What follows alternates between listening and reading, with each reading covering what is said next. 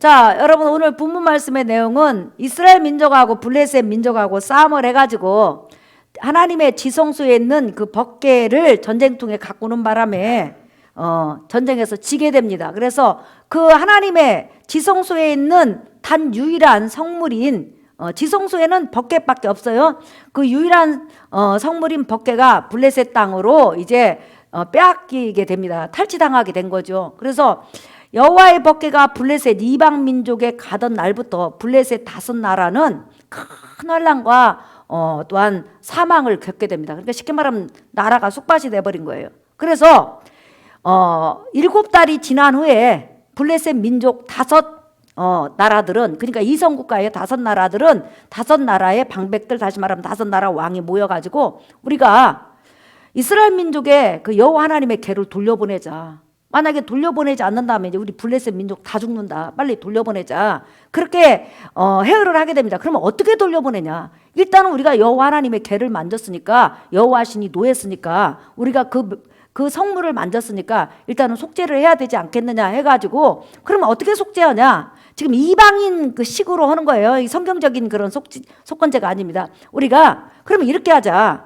지금 우리 몸에 퍼져 있는 이 독종 모양의 금괴를 5개 만들고, 5 방백들이 이제 하나님 앞에 속건제 예물로 드린다는 거예요. 하나님 성물을 잘못 만졌으니까. 그 다음에 또 하나는 그 독종이 쥐에 의해서 비롯됐으니까 쥐로, 쥐 형상의 금괴를 만들어 가지고 송아지, 어미소, 다시 말하면 젖나는 어미소에게 새 수레를 만들어서 실려 가지고, 그 다음에 금독종 5개 하고 금지 5개를 그 벗겨 있는 데다 놓아가지고 이스라엘 땅으로 자발적으로 돌려보내자. 그러면 소가 그냥 아무데나 가면 혹시 우연치고 99.9% 중에서 한 0.1% 정도 우연하게 이 재앙이 발생된 거고, 만약에 소가 한 번도 가보지 않는, 베세메스가 여러분 어디냐면요, 잠깐 보실래요 여러분? 지도 한번 봐주실래요? 네, 저기 보시면 에그론 있죠. 네, 표시 좀 할 수 있어요? 에그론 있죠. 그 에그론에서 이 베세메스가 이스라엘 땅인데 2km에서 25km 정도 돼요. 근데 태어나서 단 한 번도 가본 적이 없는 그 길을 송아지 2이가 멍에도 처음 맨 거예요. 그럼 멍에를 처음 매면 여러분 이 보폭이 안 맞고 발걸음이 안 맞잖아요. 근데 송아지 어미소 2마리가 새끼를 띄워놓고 울면서 베세메스 20km가 넘는 그곳에 법궤를 싣고 지금 가는 거예요. 수레에다가. 그러니까 이건 하나님의 능력이 아니고는 이런 일이 있을 수가 없죠. 한 번도 가본 길이 아닌데 송아지들이. 그런데 그 송아지들이 새 수레에다 법궤를 싣고 금독종하고 그 다음에 쥐 형상 그것을 싣고는 지금 이스라엘 땅으로 가게 됩니다. 그러니까 블레셋 사람들이 자발적으로 하나님의 법궤를 지금 반환한 거죠. 왜? 더 가지고 있다가는 죽게 생겼으니까, 다 죽게 생겼으니까. 그래서 이 법궤를 실은 소가 이스라엘 땅 베세메스 그곳에 도착을 하게 됩니다. 그런데 이 블레셋 사람들이 얼마만큼 여호와 하나님의 성물인 법궤에 대해서 두려움을 가지고 여호와 하나님에 대해서 두려움을 가졌냐면요, 여러분 그 희한한 단어가 하나 나와요. 여러분 17절 한번 보세요. 블레셋 사람이 여호와께 속건제물로 드린 금 독종은 이러하니 아스돗을 위하여 하나요, 가사를 위하여 하나요, 아스글론을 위하여 하나요, 가드를 위하여 하나요, 에글론을 위하여 하나이며. 자, 몸에 독종이 생겼는데 그 독종 모양의 금괴를 만들어 가지고 각 나라 5나라가 이렇게 여호와 하나님 앞에 죄송하게 됐습니다 해갖고 금독종 그 모양 있는 금괴를 5개를 보냈어요. 그리고 나서는 분명히, 그럼 우리가 이 독종을 퍼뜨린 쥐도 금괴로, 쥐 모양의 금괴를 5개 만들어서 보내자, 이렇게 원래는 합의가 있었는데 너무 여호와 하나님이 무서운 거예요. 그리고 여호와 하나님 법궤가 너무 무서운 거예요. 무서우니까 갑자기 그들 마음이 변해가지고 독종은 금괴로 5개 보냈는데, 여러분 18절 한번 보세요. 저 18절, 드린 바 금쥐들은 견고한 성읍에서부터 시골의 마을에까지 그리하고 사람들이 여호와의 궤를 놓은 큰 돌에 이르기까지 5 방백들에게 속한 블레셋 사람들의 모든 성읍들의 수대로였더라. 그 돌은 베세메스 사람 여호수아의 밭에 오늘까지 있더라 그랬어요. 예. 자, 지금 쥐가 독종을 퍼뜨렸으니까 우리가 쥐 모양의 금괴 5개를 만들어 가지고 이제 독종 그 금괴 5개 독종 금괴 옆에다 놔서 보내자 이렇게 했는데 막상 보내려니까 하나님이 자기들을 또 괘씸하게 여길 것 같은 생각이 들고 너무 무서운 거예요. 그러니까 그렇게 하지 말자. 우리 각 5나라 견고한 성읍 수대로, 그 다음에 그 성읍을 벗어나서 마을들이 있을 거 아니에요. 여기 보면 여기 마을들 많이 있잖아요. 김포에도 마을이 몇 개나 될까요, 여러분? 수십 개, 수백 개 되지 않을까요? 마을에 한 마을당 하나씩 쥐 형상의 금괴를 전부 다 내놓으라고 해라. 그러니 여러분 수레에 가득 뭐가 실렸을까요? 쥐 형상의 금덩이가 실린 거죠. 이 블레셋 이성국가 5나라에서 큰 성읍과 작은 마을에 이렇게까지 전부 다 하나님이 너무 무서워가지고 쥐 형상의 금괴를 만들어 갖고 보냈는데 이 어미소 2마리가 낑낑 하면서 그놈 그 금을 싣고 온 거예요. 얼마나 무서웠으면 블레셋 나라를 다스리는 5 왕이 그 수레들을 따라온 거예요. 그리고 마음으로 여호와 하나님 제발 떠나주세요. 이제 우리 살려주세요. 절대 우리 오지 마세요. 절대 블레셋에 오지 마세요 하면서 싹싹 밀면서 어마어마한 금덩이를 지금 수레에다 실어가지고 지금 이스라엘 땅으로 자발적으로 돌려보낸 거죠. 네. 그래서 이제 이렇게 베스메스 그 마을에서 보니까 웬 어미소 2마리가 큰 수레에다가 뭘 싣고 오는데 울면서 오는 거예요.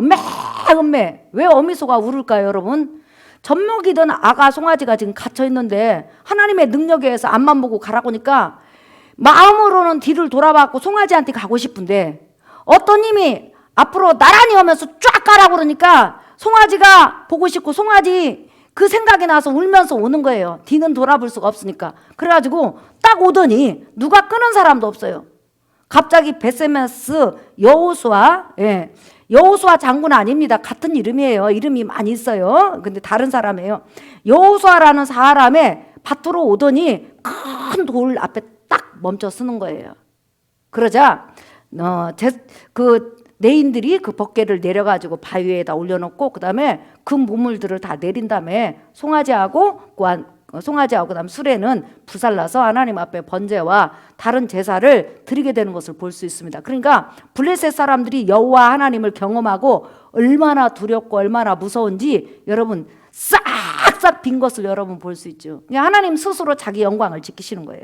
여러분이 믿는 하나님은 약한 분이 아니라 자기 뜻대로 우주 만물을 다스릴 수 있을 뿐만 아니라 크신 능력을 가지고 계신 분이에요. 믿으시면 아멘 합시다. 한순간에 금덩이가 어마어마한 금덩이가 오게 된 거죠. 근데 여기서 중요한 게 있어요, 여러분. 그 지도를 잠깐 봐주실래요? 아까 그 베세메스 보여주세요. 저 베세메스가 뭐 하는 곳이냐면 하나님 앞에 제사를 드린 레위인들이 사는 곳이 아니라 레위인 중에서 아론의 직계 후손인 제사장들이 사는 성읍 중에 하나예요. 한번 따라합시다. 제사장 마을. 예. 그래 그 이스라엘이 얼마나 많은 동네가 있습니까? 그런데 지금 송아지가 어디로 왔냐면 제사장들이 살고 있는 제사장 마을에다 하나님 벗개를 딱 갖다 놓은 거예요. 그래서 제사장들이 그 벗개를 자기들은 만질 수 없어요. 그래서 레인을 시켜가지고 벗개를 지금 이제 큰 돌에다 올려놓은 거예요. 그러면 이 하나님의 그 이대하신 벗개 또 하나님의 약속이 있다고 그랬죠. 제 문제를 해결해주고 또한 하나님께서 복을 주신다는 그런 약속을 머금고 있는 것이 바로 하나님의 벗개잖아요. 여러분 잠깐 벗개 한번 보실래요?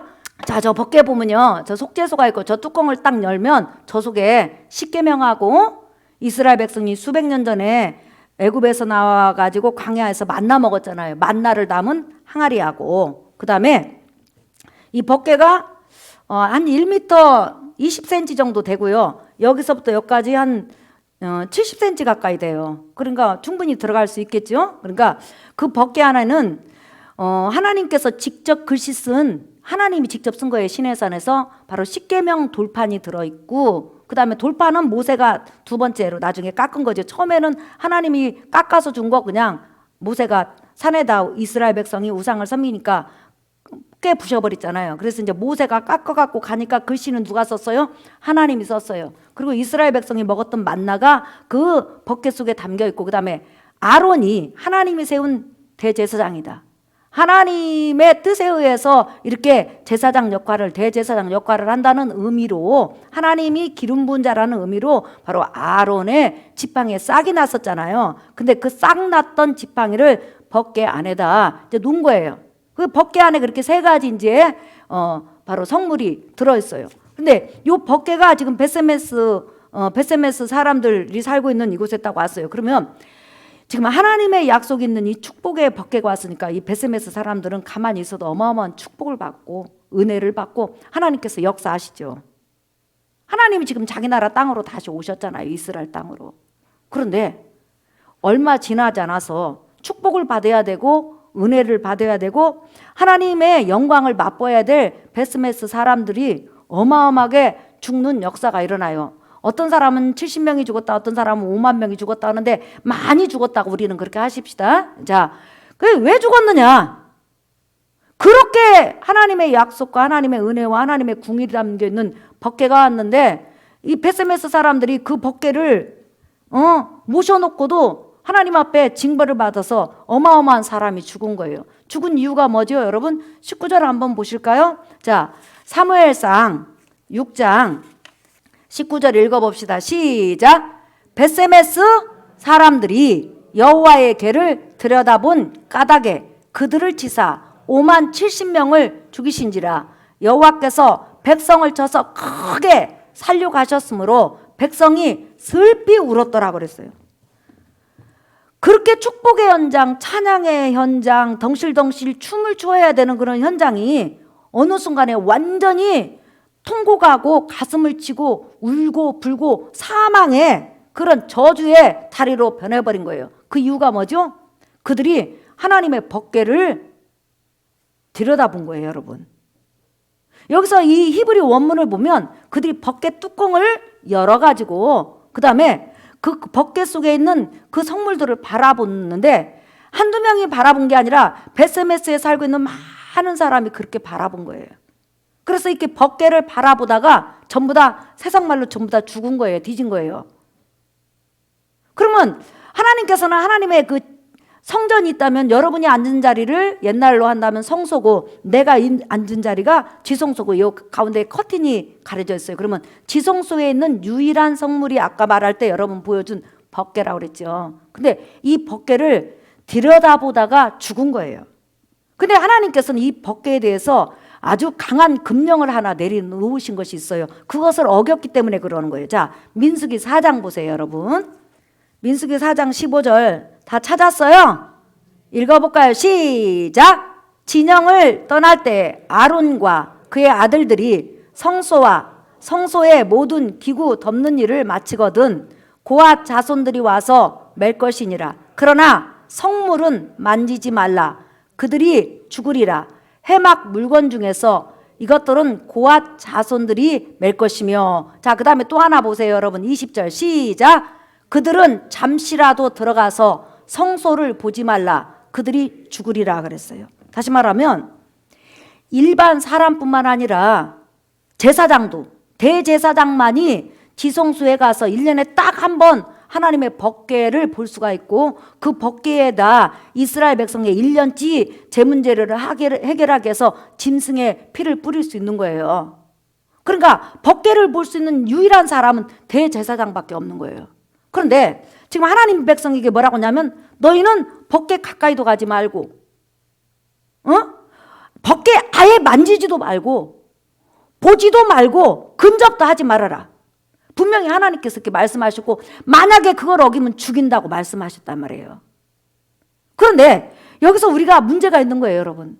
백성이 무지한 것도 있지만 이 제사장들이 얼마나 무지한가 봐요. 그렇게 하나님의 강한 금령이 있는 보거나 만지거나 가까이 하거나 그러면 죽인다고 그랬으면 제사장들이 사람을 세워놨어야죠.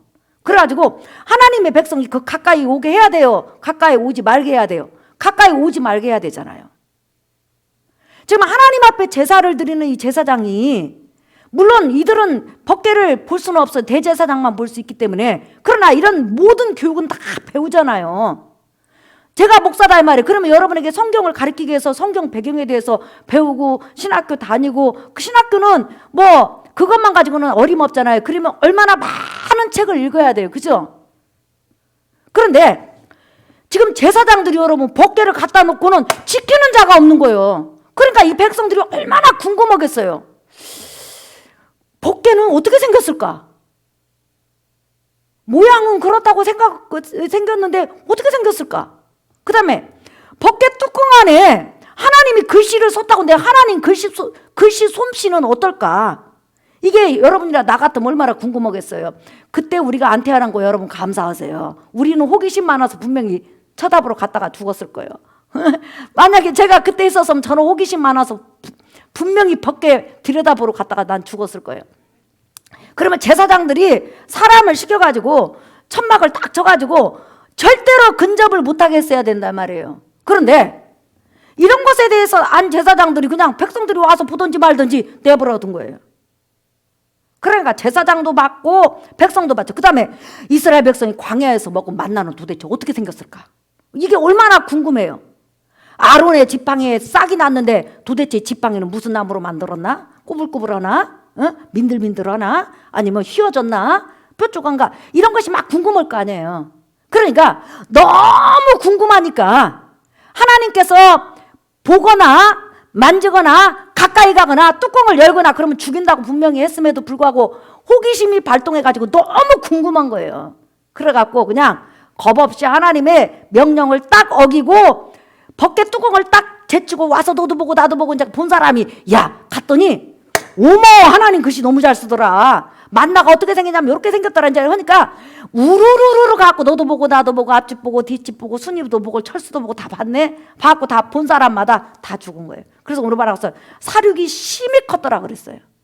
그러니까 본 사람들은 다 죽은 거예요. 나중에 우사도 만지다가 죽지요.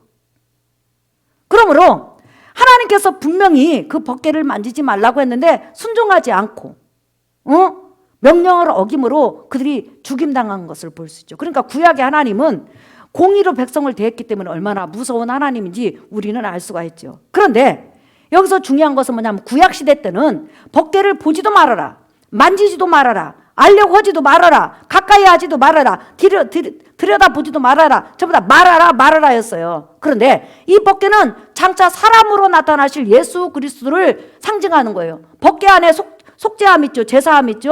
법궤 안에 만나 하나님 예수 그리스도 살과 피를 만나라고 예수님이 말씀하셨잖아요. 그리고 예수 안에 피와 살이 있죠. 그렇죠. 그 다음에 아론의 쌍난 지팡이는 뭐예요? 하나님이 함께한다는 증거예요. 예. 그러면 예수 그리스도는 하나님이 함께한다는 증거로 표적과 이적과 얼마나 능력이 나타났어요. 그러니까 구약의 법궤가 상징하는 것이 바로 예수님인데 신약에서는 전혀 다르게 하나님이 말씀하셔요. 너는 예수를 가까이 하라. 너는 예수 그리스도를 만나라. 너는 예수 그리스도를 품으라. 너는 예수 그리스도를 만져라. 너는 예수님 앞에 가까이 가서 그 발 아래서 말씀을 들으라. 이 법궤의 구약하고 신약이 전혀 다른 것을 우리가 알 수 있죠. 그래서 우리가 얼마나 좋은 시대에 살았냐는 거예요. 아이고 나는 하나님께 서지 말라는 것은 절대 안 해. 근데요 우리가요 그렇게 하나님이 하지 말라는 짓을 절대 안 하면 얼마나 좋겠어요. 근데 우리는 이 호기심이 얼마나 많은지 몰라요. 제가 아까 서두에 말했잖아요. 나는 만약에 그때 내가 베세메스 그 동네 제사장으로 살았다면 나는 분명히 가서 봤어.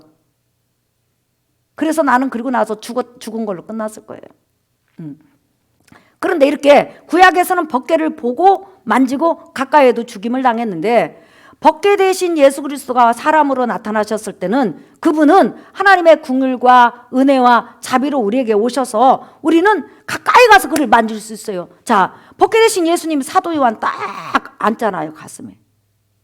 만약에 그걸 구약으로 법궤로 말한다면 어때요? 닿기만 해도 죽는 거예요.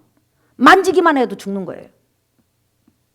그래서 이렇게 우리가 은혜 시대, 축복의 시대, 정말 하나님의 궁일에 사는 시대에 대해서 여러분 감사하시기를 예수의 이름으로 축복합니다. 그뿐만 아니라 구약의 법궤를 마음껏 볼 수 있잖아요. 여러분 지금 아까 내가 보여줬잖아요. 보여주는데 공짜로 보여줬잖아요. 그러니 우리가 얼마나 예수 그리스도로 말미암아 은혜의 시대, 긍휼의 시대, 축복의 시대에 사는 거에 대해서 여러분 감사하시기를 예수의 이름으로 축복합니다. 구약에는 씻어야지요, 뭐 잡아야지요, 재 조금 만지면 가서 산에 가서 비둘기 잡아야 되는데 비둘기가 그렇게 쉽게 잡히냐고. 비둘기가 너 하나님 앞에 제사 드리러 왔니? 나 잡아라고는 꼬리 딱 빼고 앉아있나요? 그냥 날아다니면 그냥 그 잠자리채 같은 걸로 얼마나 잡으려고 애를 써요. 죄를 질 때마다 저기 양 없으면 비둘기 잡아야 될 거 아니에요. 잡아야 될 거 아니에요. 그러면 아이고 집에서 키운 비둘기 가져가죠. 근데 어떤 제사는 또 산비둘기도 또 드리라고 하잖아요. 우리가 이렇게 복잡한 의식 가운데 있는 구약에 태어나지 않고 예수 그리스도께서 십자가에서 우리 제 문제를 단번에 해결하심으로 이제는 편안한 시대, 은혜의 시대, 긍휼의 시대, 축복의 시대에 산 거에 대해서 여러분이 감사하시기를 예수의 이름으로 축복합니다. 우리는 예수님을 가까이 하면 할수록 은혜가 돼요. 만지면 만질수록 축복이 와요. 경배하면 경배할수록 우리 마음에 평강이 와요. 그러니 우리가 얼마나 예수 그리스도 안에 산다는 것이 하나님 앞에 감사하고 은혜냐는 거예요. 그래서 하나님은 예수 그리스도 안에 사는 사람, 예수 그리스도를 가까이 하고 만지고 그 말 아래서 말씀을 듣고 여러분처럼 예수 그리스도에 대해서 설교를 듣고 사랑하는 사람에게는 한없이 그 사랑을 부어주신다는 거예요. 뭐라고 했어요? 예수님이 나를 사랑하는 사람을 아버지가 사랑할 것이요. 구약시대 때는 법궤를 사랑하라가 아니고 만지지 마라, 가까이 가지 마라, 두려워하라, 거룩한 성물이라 이걸로 끝나요. 근데 법궤보다 억만 배 거룩하신 예수님은 이렇게 말씀하세요. 나를 사랑하고 나를 만지고 나와 가까이 하면 너는 아버지께 사랑을 받을 것이다. 이렇게 은혜의 시대, 긍휼의 시대 사는 거에 대해서 여러분이 하나님 앞에 감사하시기를 예수의 이름으로 축복합니다. 오늘 설교 결론이에요, 여러분. 우리가 구약의 수많은 갖가지 의식법들, 규례들 그 지켜야 할 것이 얼마나 많은데 단 예수 그리스도 십자가 죽음 하나를 통해서 완전히 통일돼 가지고 이제는 편리하게 죄를 회개하고 예수 그리스도를 믿으면 그 어떤 것도 하나님 안에서 긍휼과 사랑과 자비와 은혜를 받는다는 거예요. 그렇기 때문에 내가 때로는 넘어지기도 하고 내가 때로는 자빠지기도 해도 그것 때문에 여러분이 자포자기하고 나는 하나님 앞에 버림받았다 이런 생각을 하지 말라라는 거예요. 넘어지고 자빠지고 베드로 수없이 예수님 앞에 실수를 해도 여전히 주님께서 와가지고 먼저 찾아와서 손을 내미시고 먼저 그 가슴을 안으시고 내가 부족한 거 너 안다 하면서 주님께서 베드로를 쓰시는 것을 우리가 볼 수 있다는 거예요. 이렇게 예수 그리스도 안에 있는 사람은 행복한 사람이요 은혜의 사람이요 긍휼을 입은 백성이라는 거예요. 그렇기 때문에 이 땅에 살아가는 동안에 항상 여러분이 자존감을 가져야 돼요. 나는 긍휼을 입은 사람이고 앞으로도 긍휼을 입을 사람이고 나는 은혜를 받은 사람이고 앞으로도 은혜를 받은 사람이고 또한 하나님께서 나의 삶을 책임지시고 나를 만지실 것이다. 그래서 내가 이 땅에 사는 동안 하나님의 긍휼과 은혜가 늘 평생에 나와 함께 할 것이다라는 그런 믿음과 자존감을 가지고 살아가는 여러분 되시기를 예수의 이름으로 축복합니다. 여러분은 사랑받는 자녀라는 거예요. 믿으시면 아멘 하십시다. 이런 은혜가 여러분에게 넘치기를 예수의 이름으로 축복합니다. 우리 여러분 복음성가 137장 우리 손뼉치면서 찬양한 다음에 잠깐 기도하겠습니다.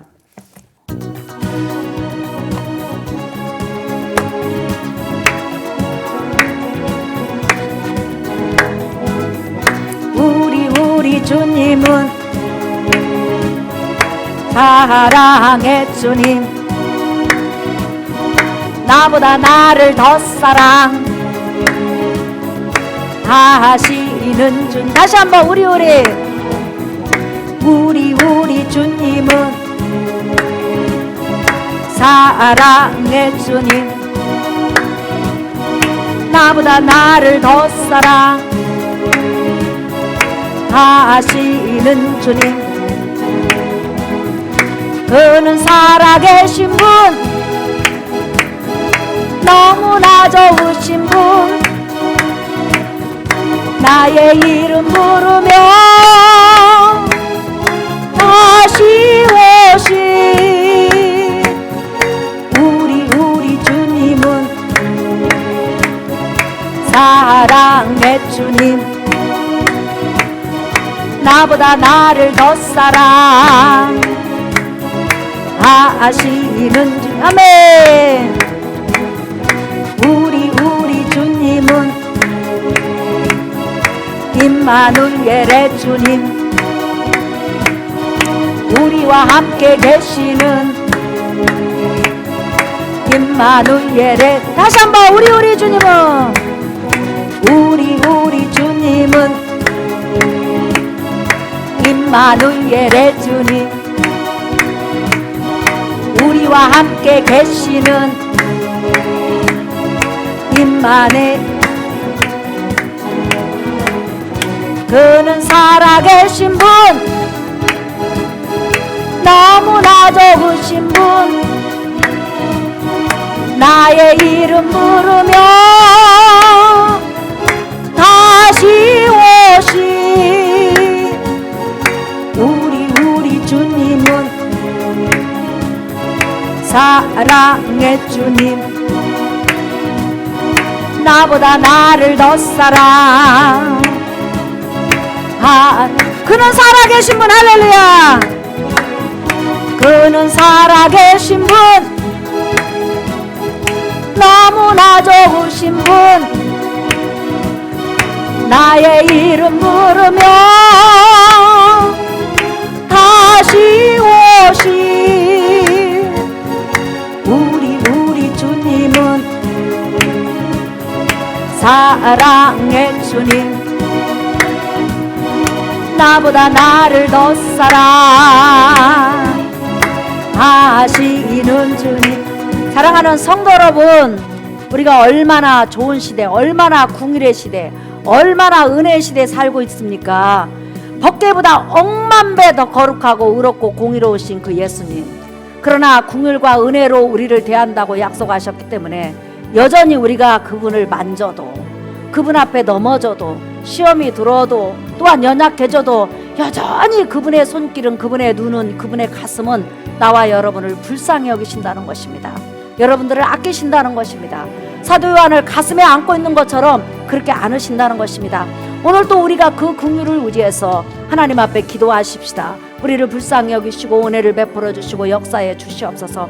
하나님 아버지 도와주시옵소서. 우리 이 시간 주여 두 번만 부른 다음에 기도하겠습니다. 주여, 주여.